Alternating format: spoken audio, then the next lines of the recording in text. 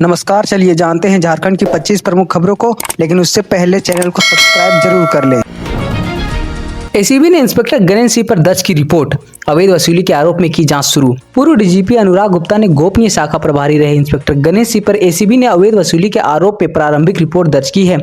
3 महीने में जांच पूरी हो जाएगी। आरोप है कि उन्होंने कोयला कारोबारियों से पैसे लेकर बड़ी संपत्ति बनाई। मामला फिलहाल हाईकोर्ट में विचाराधीन है। धनबाद स्टेशन पर 16,000 की अवैध अंग्रेजी शराब जब्त, झारखंड से बिहार तस्करी जारी। आरपीएफ ने ऑपरेशन सतर्क के तहत धनबाद रेलवे स्टेशन में एक काले बैग में छिपी 52 बोतल अवैध अंग्रेजी शराब बरामद की, जिनकी कीमत करीब 16,000 रुपए है। सभी बोतलों पर ओनली फॉर सेल इन झारखंड लिखा था, जिसमें साफ है कि शराब बिहार भेजी जा रही थी। आरपीएफ ने शराब जब्त कर आगे की कार्रवाई के लिए उत्पादन विभाग को सौंप दी है। 8 साल बाद संजीव सिंह की राजनीति में वापसी की तैयारी, कोयलांचल की सियासत गरमाई। झरिया के पूर्व भाजपा विधायक संजीव सिंह 8 साल जेल में रहने के बाद बरी हुए और अब राजनीति में वापसी करने की तैयारी कर रहे हैं। वे जल्द बड़ी घोषणा कर सकते हैं। नीरज सिंह हत्याकांड के बाद वे शांत पड़ी कोयलांचल की राजनीति में उनकी वापसी हलचल बढ़ गई है। समर्थक इसे नई शुरुआत बता रहे हैं, जबकि विरोध अब भी न्याय की लड़ाई में जारी रखे हुए है। 20 किलो गांजा के साथ तस्कर गिरफ्तार, खड़गपुर से झारखंड ला रहा था माल। पूर्वी सिंहभूम के बहरागोड़ा पुलिस ने 20 किलो गांजा के साथ पश्चिम बंगाल के खड़गपुर निवासी दीपेंद्र सोमानी को गिरफ्तार किया। पुलिस ने बस स्टैंड पर छापेमारी कर आरोपी को पकड़ा। इसके पास नकद मोबाइल बरामद किया। बताया जा रहा है कि आरोपी झारखंड में गांजा सप्लाई करने वाला गिरोह चलाता था। पुलिस अब उसके नेटवर्क की जाँच कर रही है। बोकारो में शराबी पति ने पत्नी की कर दी हत्या, पुलिस ने आरोपी को किया गिरफ्तार। बोकारो थर्मल में नई बस्ती इलाके में शराब के नशे में धुत रुपेश यादव ने झगड़े के दौरान अपनी पत्नी की धारदार हथियार से हत्या कर दी। महिला की मौके पर मौत हो गई। पुलिस ने आरोपी को तुरंत गिरफ्तार कर शव को पोस्टमार्टम के लिए भेजा। बताया जा रहा है कि रुपेश अक्सर नशे में पत्नी से मारपीट करता था। इलाके में इस वारदात से सनसनी फैल गई है। बोकारो टाउन हॉल का नाम बदला, अब होगा शिबू सोरेन स्मृति भवन। झारखंड आंदोलन प्रेरणा और पूर्व केंद्रीय मंत्री स्वर्गीय शिबू सोरेन के सम्मान में बोकारो टाउन हॉल का नाम बदलकर शिबू सोरेन स्मृति भवन रखा गया है। नगर एवं आवास विभाग ने यह फैसला उनके योगदान को याद करते हुए लिया है। स्थानीय लोगों ने इस निर्णय का स्वागत किया और कहा कि यह कदम नई पीढ़ी को झारखंड के आंदोलन और अस्मिता से जोड़ने का काम करेगा। पाकुड़ डीएसओ ने गोदाम और पीडीएस दुकानों का किया औचक निरीक्षण, दिए सख्त निर्देश। पाकुड़ के जिला आपूर्ति पदाधिकारी अभिषेक कुमार सिंह ने महेशपुर समेत विभिन्न प्रखंडों के खाद्यान्न गोदामों और पीडीएस दुकानों का औचक निरीक्षण किया। उन्होंने स्टॉक अभिलेख और वितरण प्रणाली की समीक्षा की और अधिकारियों को त्रुटियां सुधारने के निर्देश दिया। डीएसओ ने लाभुकों को ई-केवाईसी समय पर पूरा करने और दाल भात केंद्रों में स्वच्छता व गुणवत्ता सुनिश्चित करने का भी जोर दिया। पाकुड़ में रफ्तार घटाओ सुरक्षा बढ़ाओ अभियान का समापन, ओवर स्पीडिंग पर कड़ी चेतावनी। पाकुड़ में एक सप्ताह से चले रफ्तार घटाओ सुरक्षा बढ़ाओ अभियान का समापन मालवाड़ी थाना क्षेत्र में हुआ। जिला परिवहन अधिकारी मिथिलेश कुमार चौधरी ने नागरिकों को सड़क सुरक्षा, जिम्मेदार वाहन संचालन और ओवर स्पीडिंग के खतरों के बारे में बताया। उन्होंने चेताया कि मोटर यान अधिनियम 2019 के तहत तेज रफ्तार या खतरनाक स्टंट करने वाले पर जुर्माना और कारावास की सख्त कार्रवाई होगी। अभियान में रोड सेफ्टी पंपलेट्स और संदेश सामग्री भी वितरित किए गए। रांची में बंगाली डॉक्टर की गला रेतकर हत्या, एक आरोपी गिरफ्तार। रांची के बुढ़मू इलाके में बंगाली डॉक्टर सपन दास की रविवार सुबह गला रेतकर हत्या कर दी गई। डॉक्टर पिछले 7 साल से मतवे गांव में ग्रामीणों का इलाज कर रहे थे। घटना के बाद अत्यधिक नशे में एक आरोपी पुलिस ने तुरंत गिरफ्तार कर लिया। हत्या के पीछे का मकसद अभी स्पष्ट नहीं पाया है। पुलिस आरोपियों को पूछताछ कर रही है। गोड्डा पुलिस ने 12 किलो गांजा के साथ 2 तस्कर गिरफ्तार किए। एनडीपीएस एक्ट के तहत मामला दर्ज। गोड्डा पुलिस ने घटनाई चेकपोस्ट पर सघन जांच के दौरान मोटरसाइकिल पर सवार श्यामलाल सोरेन और सुमन मांझी को 12 किलो अवैध गांजा के साथ गिरफ्तार किया। पुलिस ने घटना में इस्तेमाल मोटरसाइकिल और मोबाइल जब्त कर दोनों के खिलाफ एनडीपीएस एक्ट के तहत मामला दर्ज किया। अन्य संदिग्ध की गिरफ्तारी के लिए छापेमारी और जाँच जारी है।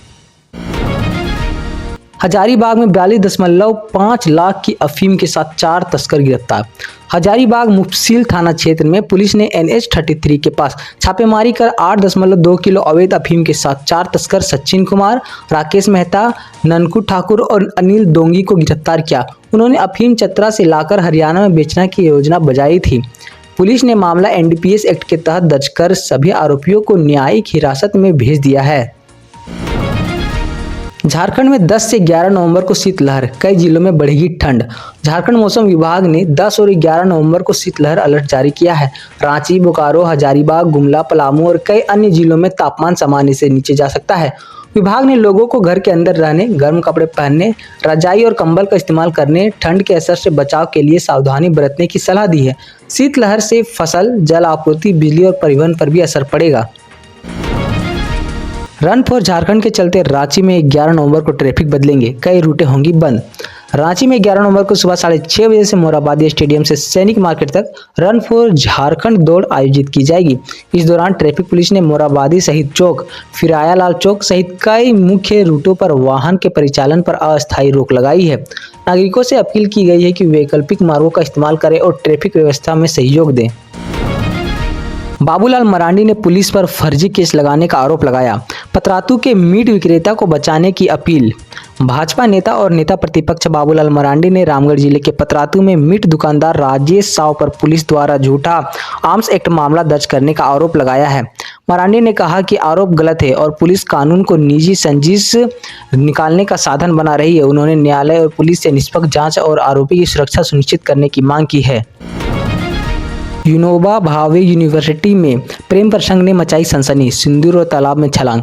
हजारीबाग के विनोबा भावे विश्वविद्यालय में 4 साल के प्यार के बाद ब्रेकअप के चलते एक युवक और छात्रा के बीच विवाद हुआ। युवक ने छात्रा को कैंपस में जबरन सिंदूर भरा, जिससे नाराज छात्रा ने तालाब में छलांग लगा दी और युवक भी उसके पीछे कूद गया। दोनों एक सुरक्षित बाहर निकाल लिया गया। युवक को पुलिस ने हिरासत में लिया। घटना ने कैंपस और शहर में सनसनी फैलाई है। प्रशासन मामले की जाँच कर रही है। पाकुड़ में पहाड़िया समाज ने 12 सूत्रीय मांगों के साथ बीडीओ को सौंपा ज्ञापन। पाकुड़ जिले के लिट्टीपाड़ा प्रखंड में पहाड़ी समाज ने लोगों के स्वास्थ्य, सड़क, पेयजल और रोजगार जैसी समस्याओं को लेकर धरना प्रदर्शन किया। इसके बाद उन्होंने बीडीओ संजय कुमार को उपायुक्त के नाम 12 सूत्रीय मांगों का ज्ञापन सौंपा। ग्रामीणों ने प्रशासन से इन बुनियादी समस्याओं का जल्द से जल्द समाधान की मांग की है। पाकुड़ में चोरी के सिग्नल केबल के साथ 5 गिरफ्तार, आरपीएफ और सीआईबी ने की कार्रवाई। पाकुड़ रेलवे स्टेशन पर आरपीएफ और सीआईबी की संयुक्त टीम ने चोरी किए गए सिग्नल कॉपर केबल के साथ 5 लोगों को गिरफ्तार किया। आरोपी में 4 मजदूर और एक कबाड़ी शामिल है। पूछताछ में उन्होंने चोरी और केबल बेचने की बात स्वीकार की। सभी के खिलाफ रेलवे संपत्ति अधिनियम और रेलवे अधिनियम के तहत मामला दर्ज किया गया है। गिरिडीह में 2 साइबर अपराधी गिरफ्तार, मोबाइल और सिम कार्ड बरामद। गिरिडीह ने पुलिस से बोंगा थाना में छापेमारी कर 2 भाइयों शंकर कुमार और धनुषधारी प्रसाद को साइबर ठगी के आरोप में गिरफ्तार किया। उनके पास से 3 मोबाइल, 3 सिम कार्ड और एटीएम और पहचान पत्र बरामद हुए। पूछताछ जारी है। पुलिस उनके अन्य सहयोगियों की तलाश कर रही है। जनता से साइबर धोखाधड़ी में सतर्क रहने की अपील की गई है। डाल्टनगंज में 2 दिन से लापता 10 वर्षीय बच्ची का शव कुएं से बरामद, हत्या की आशंका। डाल्टनगंज के ग्राम कोसियारा में 10 वर्षीय रितु कुमारी का शव कुएं से मिला। बच्ची 2 दिन से लापता थी। पुलिस प्रारंभिक जांच में जुटी है और हत्या की आशंका जताई जा रही है। क्षेत्रीय जनप्रतिनिधि और ग्रामीण घटनास्थल पर पहुंचे और दोषियों के खिलाफ सख्त कार्रवाई की मांग की। रांची में स्कूटी सवार युवती पर फायरिंग, गंभीर हालत में अस्पताल में भर्ती। रांची के नगरी इलाका में अज्ञात अपराधियों ने मनीषा तिर्की नाम की युवती पर गोली मार दी। मनीषा स्कूटी से घर लौट रही थी, तभी पीछे से बाइक सवार अपराधी ने उसे पीठ में गोली मारी और फरार हो गए। गंभीर रूप से घायल युवती को अस्पताल में भर्ती कराया गया। पुलिस घटना की जांच कर रही है और अपराधी की तलाश में जुटी है। झारखंड ऊर्जा विभाग के शीर्ष पद रिक्त, विभाग हेडसेल बना। झारखंड ऊर्जा विभाग के सचिव ऊर्जा विकास निगम ने सीएमडी और ऊर्जा संरक्षण निगम के एमडी के पद पिछले 1.5 महीने से खाली है। सभी जिम्मेदारियों का निर्वहन मुख्य सचिव के माध्यम से किया जा रहा है। सरकारी अधिकारियों और नेताओं को स्थिति जानते हुए लेकिन उच्च पदों पर कोई नियुक्ति नहीं की गई। इससे विभाग की सुचारू कार्यप्रणाली और राज्य की बिजली आपूर्ति पर सवाल उठने लगे हैं। ऐसे ही अन्य खबरों से अपडेटेड होने के लिए स्क्रीन पर आ रहे वीडियो पर क्लिक करें और चैनल को सब्सक्राइब कर लें। धन्यवाद।